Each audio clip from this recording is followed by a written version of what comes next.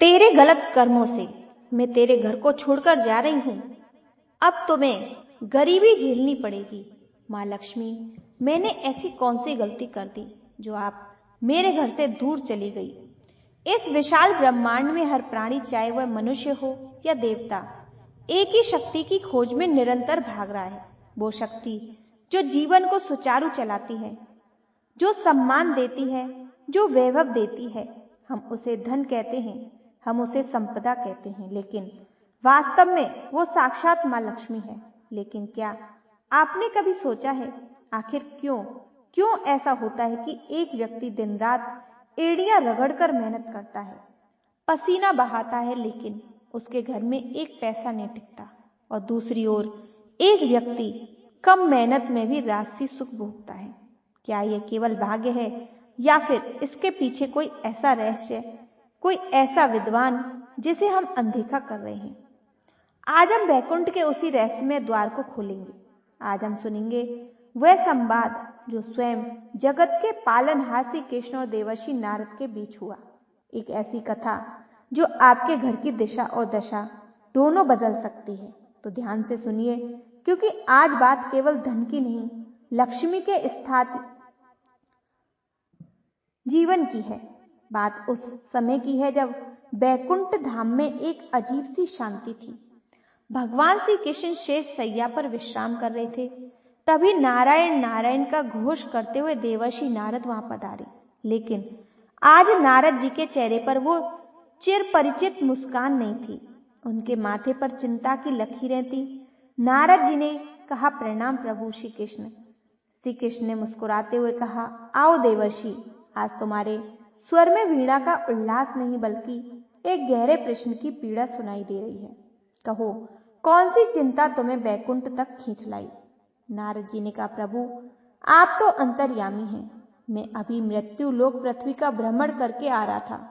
वहां का दृश्य देखकर मेरा मन व्यथित हो गया। केशव, मैंने देखा लोग अधर्म के मार्ग पर हैं। जो आलसी हैं उनके महलों में स्वर्ण की वर्षा हो रही है, और जो सत्यवादी है दिन रात कठोर परिश्रम कर रहे हैं, उनके घर में दरिद्रता का वास है।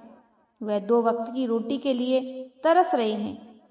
क्या यह अन्याय नहीं है प्रभु? आखिर माँ लक्ष्मी किस नियम से किसी के घर में प्रवेश करती है और किस घर में रूठ कर चली जाती है? नारद जी का प्रश्न सुनकर श्री कृष्ण अपने स्थान पर उठकर बैठ गए। उनकी आंखों में एक गहरा सागर सा लहराया और उन्होंने नारद जी की ओर देखा, जैसे वह किसी बहुत पुराने रहस्य से पर्दा उठाने वाली हो। श्री कृष्ण ने कहा, देवर्षि, मनुष्य जिसे भाग्य समझता है वह वास्तव में उसका आचरण है।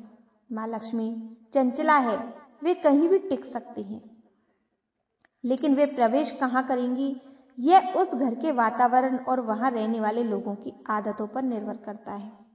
परिश्रम केवल धन कमाने का साधन है, लेकिन लक्ष्मी को घर में रोकने का साधन संस्कार है। तुम्हें समझने के लिए मैं तुम्हें एक प्राचीन घटना सुनाता हूँ। यह कहानी सुमेरु नगर की है। इसे ध्यान से सुनना, क्योंकि इसमें ही तुम्हारे प्रश्न का उत्तर छिपा है। श्री कृष्ण ने कहानी सुनाना शुरू किया। सुमेरु नगर के व्यस्त बाजार में एक ही मोहल्ले में 2 बड़े घर थे। एक घर धनंजय का था, जो उस नगर का सबसे बड़ा और व्यस्त व्यापारी माना जाता था। धनंजय के लिए एक ही धन ही धन था, पर उसके लिए धन केवल तिजोरी भरने का साधन था। वह सूरज की पहली किरण निकलने से पहले अपनी तिजोरी और हिसाब किताब की पुरानी वाइयों में खो जाता था। उसके चेहरे पर कभी मुस्कान नहीं होती थी, बस चिंता की गहरी लकीरें रहती थी। वो जब खाना खाता तो उसकी नजरें सामने रखे भोजन पर नहीं बल्कि मुनाफे के आंकड़ों पर होती थी। वह अपनी पत्नी और बच्चों से भी केवल पैसों की बर्बादी पर बात करता। उसके पास अपार धन तो था, पर उस धन का आनंद लेने के लिए उसके जीवन में शांति का एक कतरा भी नहीं था। दूसरी ओर उसका पड़ोसी विनीत था। विनीत भी एक परिश्रमी व्यापारी था, लेकिन उसके जीवन की गति में एक सुंदर ठहराव और लय थी। वह अक्सर कहता, कर्म करना हमारे हाथ का काम है, लेकिन उस कर्म का फल भगवान का प्रसाद।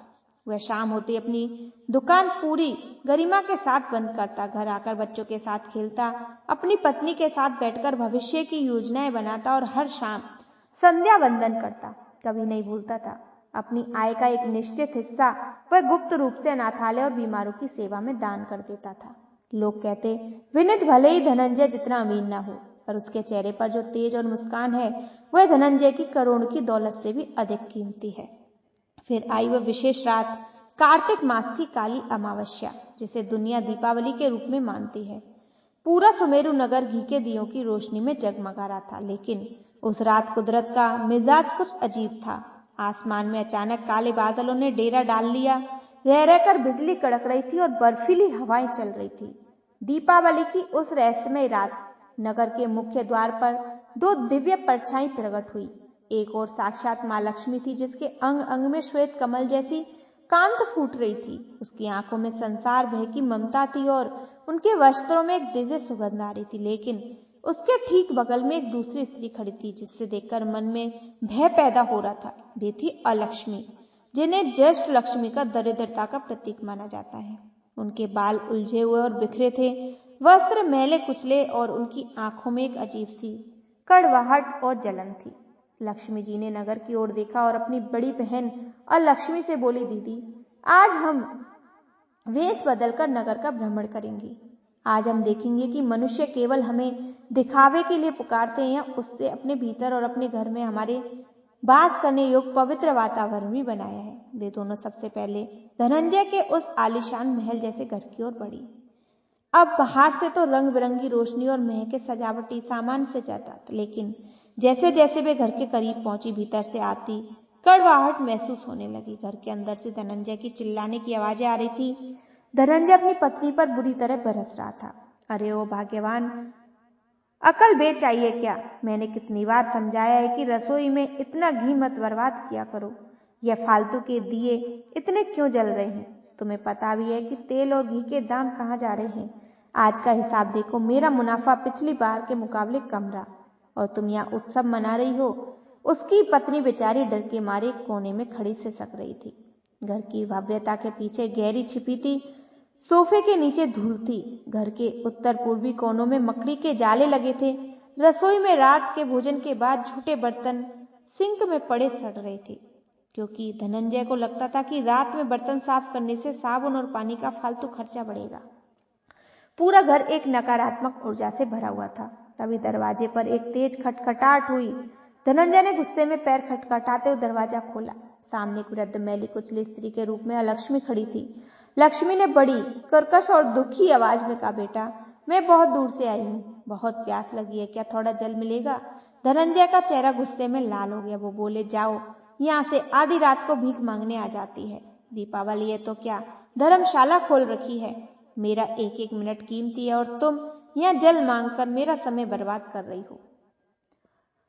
इतना अंधा हो चुका था कि वह देख भी नहीं आ पाया कि उस वृद्ध स्त्री के ठीक पीछे अंधेरे में साक्षात लक्ष्मी जी खड़ी थी। जैसे ही दरवाजा बंद हुआ, लक्ष्मी जी की आंखों में आंसू आ गए, जबकि अलक्ष्मी एक भयानक हंसी, क्योंकि उस घर के कलह, अहंकार, कंजूसी और गंदगी ने अलक्ष्मी के लिए गृह प्रवेश का रास्ता खोल दिया था। भले ही दरवाजा बंद था, पर अलक्ष्मी एक छाया बनकर उस घर के भीतर समा गई। अब वे दोनों स्त्रियां विनीत के छोटे और साधारण से घर की ओर बढ़ी, जहाँ कोई दिखावा नहीं था, लेकिन सादगी में एक दिव्यता थी। घर के बाहर पीतल के एक अत्यंत स्वच्छ पात्र में जल भरा था और उस पर ताजे फूल तैर रहे थे। द्वार पर घी का एक दीपक था, पर बहुत प्रेम से जल रहा था। घर के वातावरण में लोवान कपूर और ताजे फूलों की सुगंध आ रही थी। विनीत और पत्नी बच्चों के साथ हाथ जोड़कर भगवान का भजन गा रहे थे। उनकी रसोई इतनी साफ थी जैसे अभी अभी मां अन्नपूर्णा ने वहां आशीर्वाद दिया हो।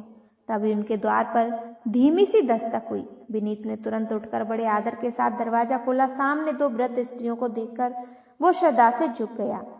उसने बिना कुछ पूछे उनके चरणों को स्पर्श किया और बोला, हे माताओं, मेरा ओह भाग्य है, आज दीपावली की इस पावन रात में साक्षात अतिथि देवो भव मेरे द्वार पर पधारे। आप दोनों का इस कुटिया में स्वागत है, कृपया भीतर पधारिए। विनीत और उसकी पत्नी ने उन्हें आदर से बिठाया। उनके थके हुए पैर गर्म जल से धोए और उन्हें पीने के लिए केसर युक्त दूध दिया। विनीत के व्यवहार में कोई स्वार्थ नहीं था, वह सेवा का भाव था। तभी अलक्ष्मी ने विनीत की अंतिम परीक्षा लेने के लिए कहा, पुत्र, मैं तुम्हारी सेवा और इस घर की शांति से बहुत प्रभावित हूँ। मैं चाहती हूँ कि मैं तुम्हारे इसी घर में हमेशा हमेशा के लिए अपना डेरा डाल लूं। क्या तुम मुझे यहाँ रहने की अनुमति दोगे? विनीत क्षण भर के लिए शांत हुआ। उसे महसूस हुआ कि मलिन स्त्री की उपस्थिति से घर के वातावरण में एक भारीपन आ रहा है, लेकिन संस्कार ऐसे थे वह किसी को ना नहीं कह सकता था। उसने हाथ जोड़कर का सिर झुकाकर बड़ी विनम्रता से कहा, हे माता, मेरा घर तो आपका ही है, लेकिन मेरे गुरु ने मुझे एक विनय सिखाया। इस घर की नींव शांति, पवित्रता और ईश्वर के नाम पर टिकी है। यहाँ किसी पर क्रोध करना वर्जित है, यहाँ अपशब्द बोलना महापाप है और यहाँ आलस्य व गंदगी के लिए कोई स्थान नहीं। अगर आप इन कड़े नियमों के साथ यहाँ सुखपूर्वक रह सको तो मेरा परिवार आपकी सेवा के लिए सदा तत्पर है। यह सुनते लक्ष्मी तिलमिला उठी। यहाँ अनुशासन, नियम, स्वच्छता और आंतरिक शांति होती है, वहां दरिद्रता और दरिद्रता की देवी लक्ष्मी का दम घुटने लगता है। वो एक पल भी वहां रुक नहीं पाई और चिल्लाते हुए बोली, नहीं, जहां इतनी शांति और पवित्रता हो, जहां क्रोध के लिए कोई जगह ना हो, वहां मैं एक क्षण भी नहीं ठहर सकती। और वह तुरंत दरवाजे से बाहर भाग खड़ी हुई। जैसे यह लक्ष्मी उस घर की सीमा से बाहर निकली, दूसरी वृद्ध स्त्री का रूप पूरी तरह बदल गया। विनीत के सामने साक्षात महालक्ष्मी अपनी पूरी भव्यता के साथ प्रकट थी। चारों ओर एक अलौकिक सुगंध और प्रकाश फैल गया। लक्ष्मी जी मुस्कुराते हुए बोली, पुत्र, मेरी बड़ी बहन लक्ष्मी वहीं कहीं टिकती है जहां कलेश, पवित्रता, अपवित्रता और अहंकार होता है। तुमने अपनी विनम्रता और पवित्रता से उसे सम्मान के साथ बाहर का रास्ता दिखा दिया। जहां ज्येष्ठ लक्ष्मी के लिए जगह नहीं होती, वहां मेरा स्थायी वास होता है। तुमने आज सिद्ध कर दिया कि धन से नहीं बल्कि मन से संपन्न होना ही सच्ची योग्यता है। आज से मैं तुम्हारे इस घर में सुख, शांति और समृद्धि के रूप में सदा निवास करूंगी। भगवान श्री कृष्ण ने नारद की ओर देखा और बोले, नारद, अब तुम्हें तुम्हारे प्रश्न का उत्तर मिल गया होगा। धन केवल कठिन परिश्रम या चालाकी से नहीं आता। धन को घर में रोकने के लिए उसको एक पात्र बनाना पड़ता है। जो मनुष्य मन में दरिद्र और अपनों से प्रेम नहीं करता, वो स्वच्छता और शांति का सम्मान नहीं करता, उसके पास यदि कुबेर का खजाना भी आ जाए तो अलक्ष्मी किसी रूप में पीछे आई जाती है और उसका सब कुछ नष्ट कर देती है। नारद मुनि ने भगवान के चरणों में प्रणाम किया और गदगद होकर बोले, नारायण नारायण।